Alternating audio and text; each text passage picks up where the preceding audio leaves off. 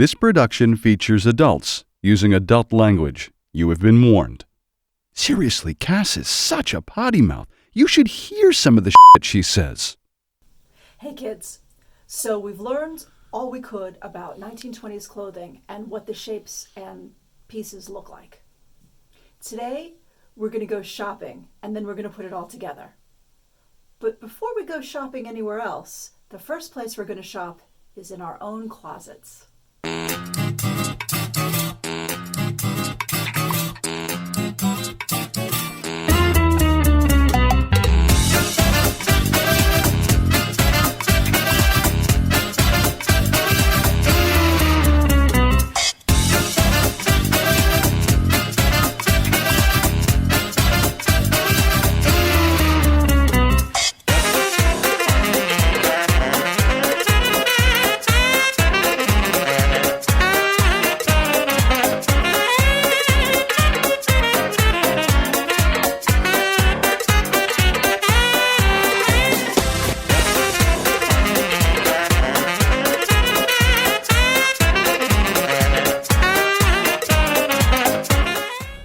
Here we are on our way to the thrift store to go shopping.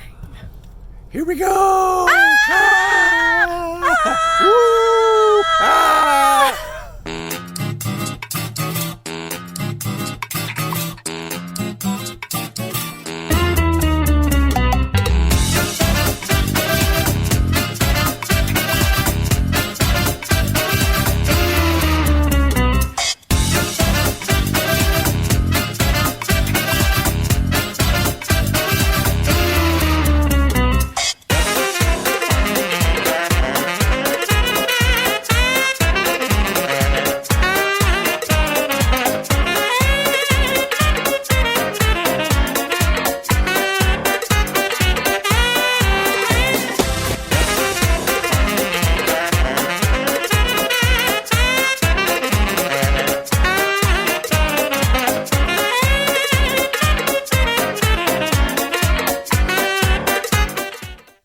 So we looked through our closets and tried to find anything that would be useful for our purposes. And we also went shopping at a thrift store and found some stuff that would also be useful.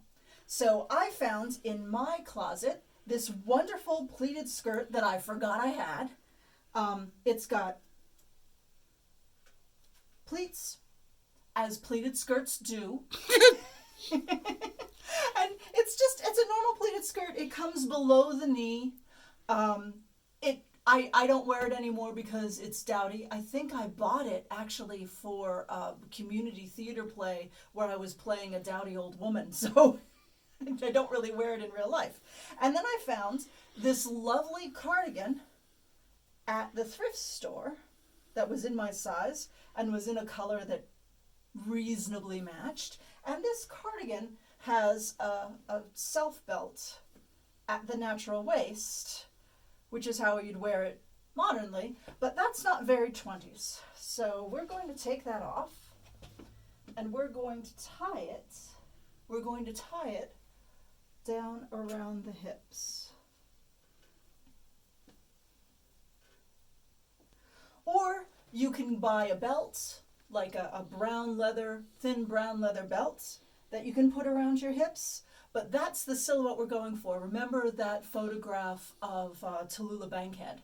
And she had the belt way down on her hips like this. It's not something we think is attractive modernly because we think it calls too much attention to our thighs and butt. But this is very, very 20s. And there you go, you know, a thoroughly modern skirt with a thoroughly modern sweater. Both were thrift store finds originally. And that's a very 20s look.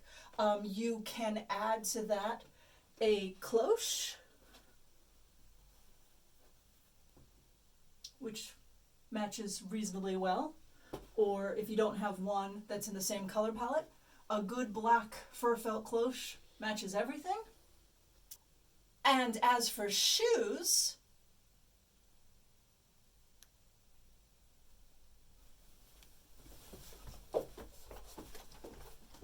technical difficulties. I have any number of T-straps because I do ballroom dancing. So these are Capezios, ballroom dance shoes, the stuff on the bottom. And they're black T-straps. They go with everything, just like the black cloche. And T-straps are the definitive shoe of the 1920s and 30s. So Capezios are a great shoe brand. They make character shoes and ballroom dance shoes, but you can get a cheap pair of T-straps just about anywhere. I think it's a very popular style. So that's those. And another style of shoe that was very popular in the 20s is the Oxfords. These are Fry Oxfords. They're very, very good leather, but this is a very common style. You can get these just about anywhere as well. These came from my closet because I wear them all the time. So that's very useful. As for stockings, you might be thinking you're supposed to wear stockings with the line up the back. That's not really what's worn in the 1920s. It's a little early. In the 1920s, believe it or not, the most common stockings were black cotton over-the-knee stockings. So if you have a pair of black over-the-knee socks, wear them. Garter them at the top so they don't fall down on you, and wear them. Also, white stockings. White cotton stockings, but not really sheers. If you want to wear sheers, knock yourself out, but that's not the 20s vibe. The 20s vibe is that opaque cotton stocking. So there you go. There's one outfit, faking the 20s on the cheap. For my second outfit, this was a real find. I looked in the formal section at the thrift store, where they have all the discarded bridesmaids dresses. This is a Mother of the Bride's dress. And Mother of the Bride's dresses, unfortunately, tend to be for stouter women. I don't know why they assume Mothers of the Bride are always stouter women. But this has a dropped waist and a pleated skirt like something right out of the 20s. It's perfect. I mean, it has a zipper up the back, which isn't very 1920s. But so what? Who cares? We're faking it. And it was, $3. The other lovely, lovely thing about this is it has this tie in the back that's meant to go down your back, and it's sewn on that you tie it in the back, but you could pop a couple of stitches and tie it in the front for an even nicer effect. And how 1920s is that?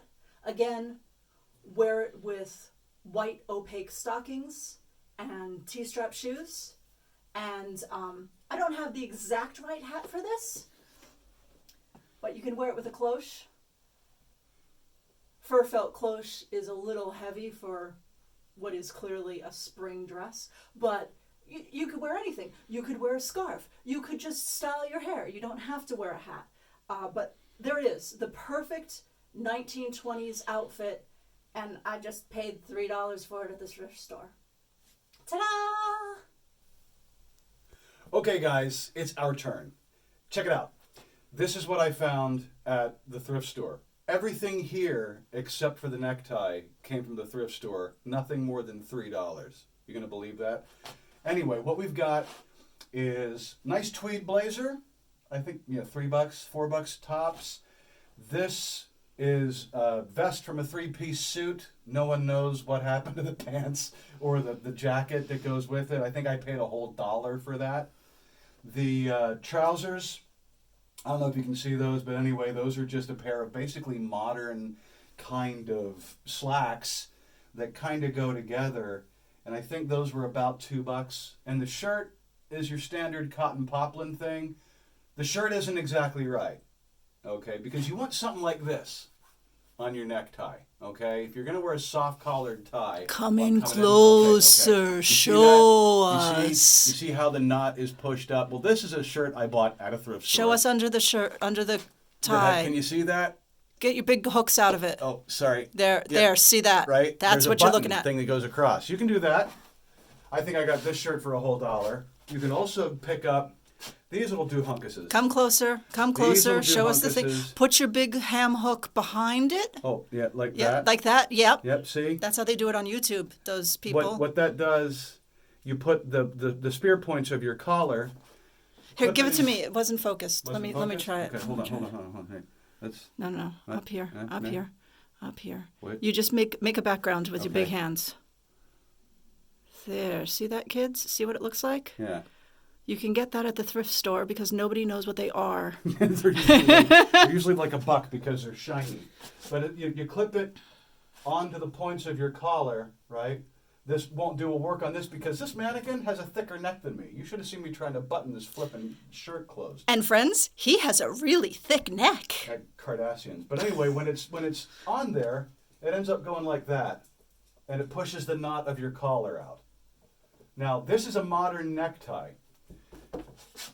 I got it to look, the knot to look that nice and large, and period, by tying it in a double Windsor. Gents, remember that, double Windsor. There's instructions all over YouTube. You don't need me for that.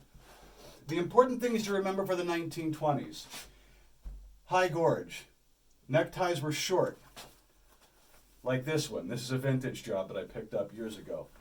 Neckties were short. You can fake that with a modern necktie by wearing a waistcoat, sweater, V-neck sweater like this. That works just fine. The sweater that Kass had on, it's mine. That sweater vest, it's mine. It's not hers, it's mine. But you're too fat to wear it. Shut up. And Explain to us what high gorge means. you know what? I don't really know. All I know is the bit Custom that- historian time. Oh Christ! Here we go. The gorge is a French word for throats.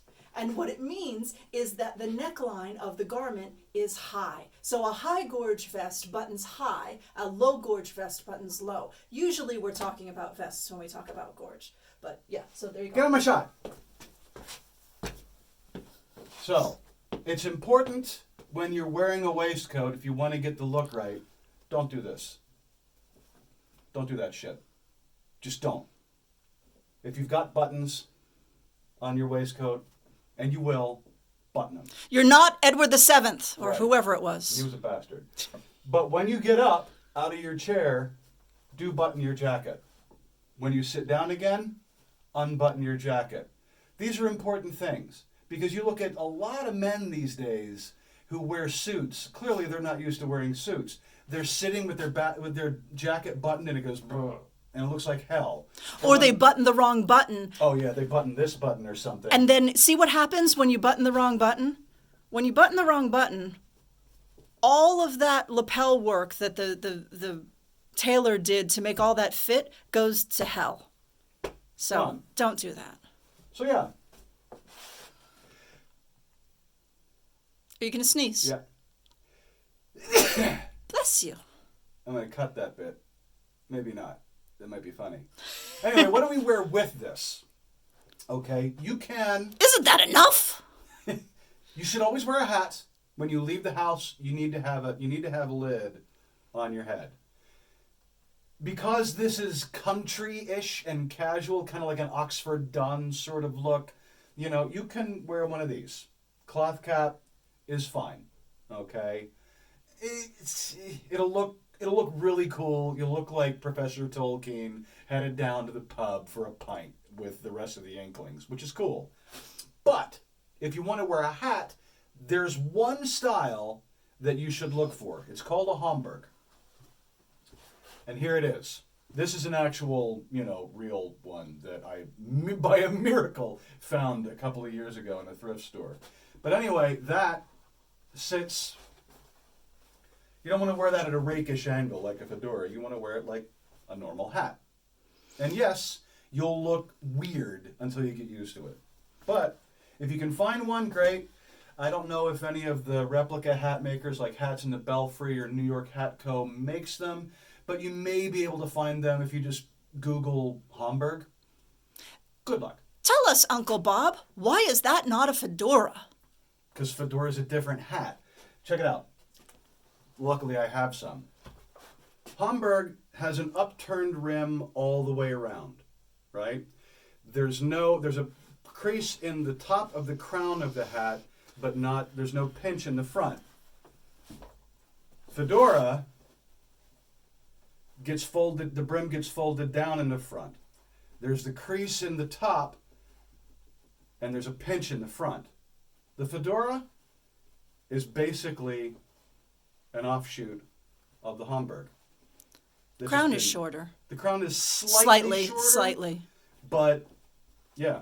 So, yeah, basically, but you can make a fedora out of a Homburg and vice versa. So you could make Kind of. you could make your if you find a fedora that fits your head, Yeah, you if could find- or a kind of replica, make it. You could kind of make a Homburg. Like I said, the crown is shaped a little funny, and the brim is not quite wide enough, and it doesn't turn up enough. But in that case, I just say wear the freaking fedora and be done with it. Tell us, Uncle Bob, how do you reshape a hat? With an iron and special tools. It's not. Go on the internet and find Truly Carmichael. That's who knows what they're doing. Now, men. Or you could fill up your kettle with water and put the hat over the kettle, and when it gets nice and soft from being steamed, then reshape it. Or a steam iron. Would you get out of my shot? Men, she made me mad enough that I'm going to tell you something here. You see this? This is a fedora. You IPA swilling hipster freaks, this is not a fedora. This is a pork pie. If you keep calling this a fedora, I will come to your house and slap the crack out of your ass. Got it? Now let's talk about... Vintage rage! Vintage I rage! hate that. I hate these neckbeard twerps who are tipping their, what they call the fedora. Milady, shut up. Now, let's go through some other accessories. You look like a Bolshevik. Well, yeah. We talked about the tie bar. We talked about neckties. If you can find vintage neckties, and good luck, they usually cost about $20. When you tie a knot, just a regular overhand knot, it should stop right about here. Right up about a finger's distance above your belly button. Okay? So right about the end of your sternum, an inch below that, that's where it should stop if it's correctly tied in a single overhand knot, right? If it's much longer than that, if it looks cool, buy it. Tie in a double Windsor, it'll be short enough, but and you can probably spend less money on it. But if you get a real honest-to-God vintage job, that's your hallmark of a 30s or 20s necktie. Now, let's talk about shoes.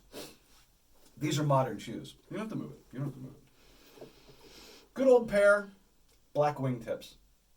You probably have a pair of these in your closet, right?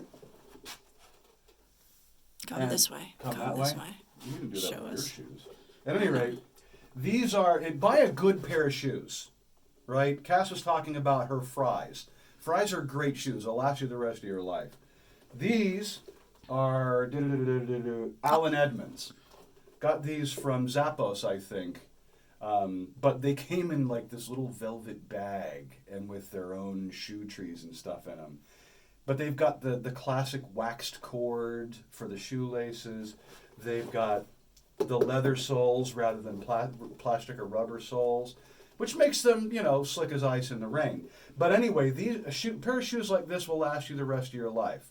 You can wear them with modern stuff. You can wear them with your vintage stuff, and they look perfect. Men, we are lucky.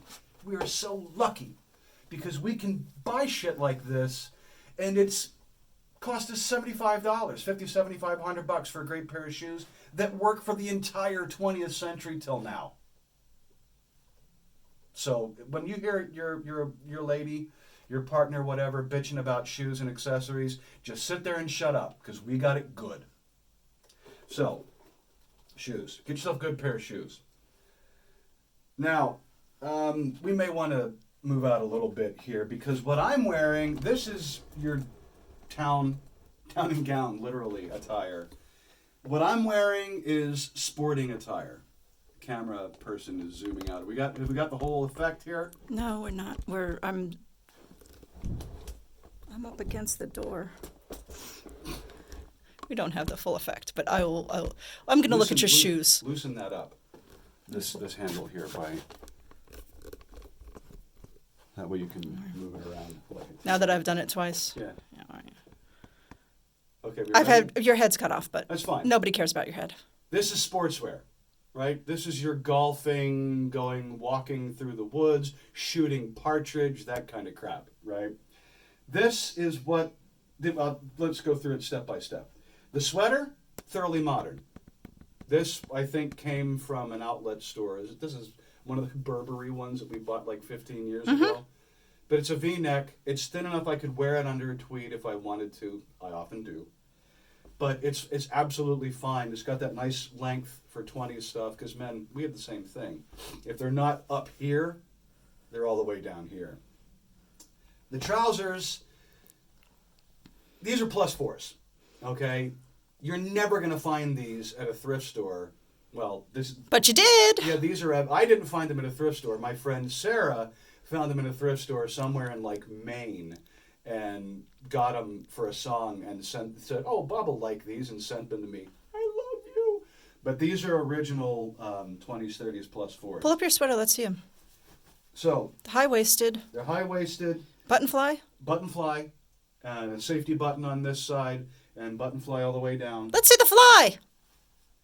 Well, you can't because it's actually stitched in well. Oh, well. Um, I tried, slash guys. I pockets tried. in the front, flappy button pockets in the back, belt loops all the way around. That's how come you know they're American. I don't have a belt on with it because I don't really need it. But the important part is they come up to the knee, right? And they called +4s because they go, when they're folded down, 4 inches below the knee. You can get a pattern for these from us.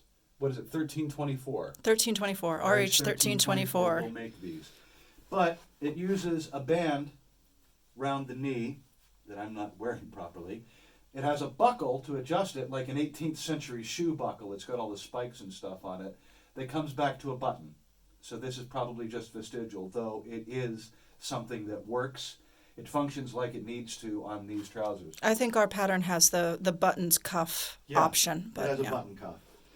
But, so you've got these pair of long socks, another pair of wingtips. These are thoroughly modern floor shimes that I got, I think, at Macy's in Philadelphia for like $50. I've had them almost as long as Kass and I have been married. Which is forever. Yeah, I'd be out by now.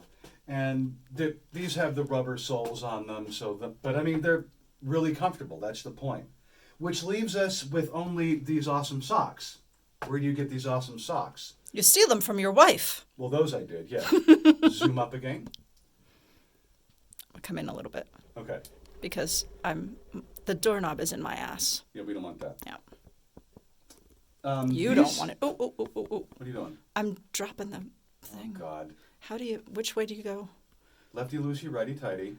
Oh, damn it. Production values. I'll do a dance while you.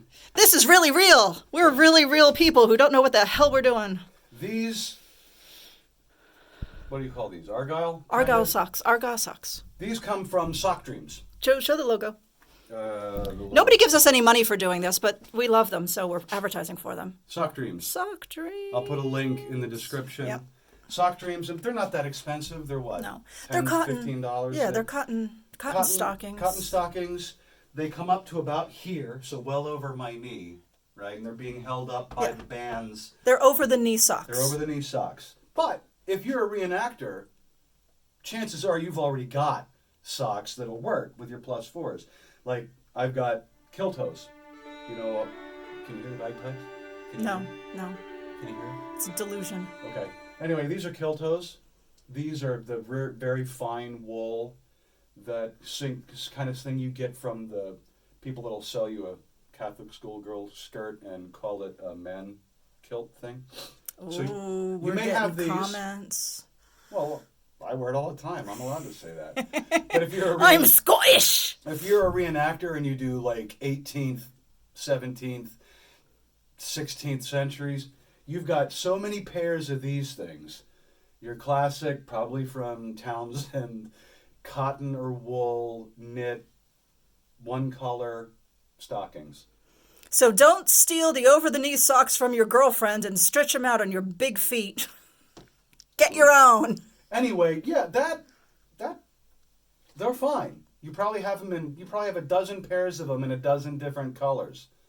You're good to go with +4s. Now, +4s. You can. She gone? Okay, hold on. guys, look. Plus fours, you can't find them. I mean, you can buy them ready-made, but they're going to be $100+ a pair if you can find them on the internet somewhere from a tailor who does historical stuff, right? You can get the luck of the Irish and find them in a thrift store someplace. I think, yeah, I mean, it's ridiculous the things you can find, but they're so rare, right? There's a snowball's chance you're going to find them.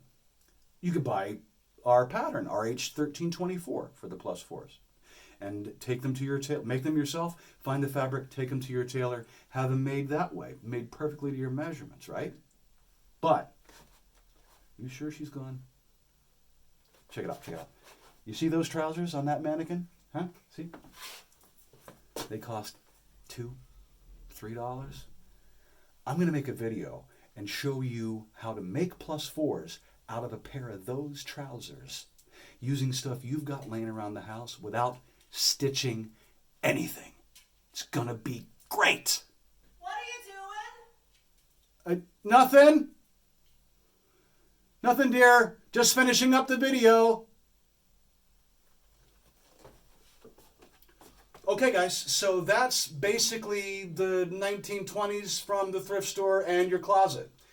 If you have any questions, you can always hit us in the comments, hit us on Patreon, email us, info@reconstructinghistory.com comes to me.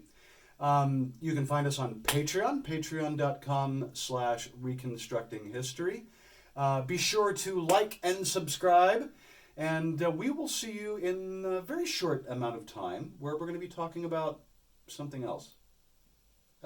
She left, so my brain is gone. But anyway, thanks for watching. Bye.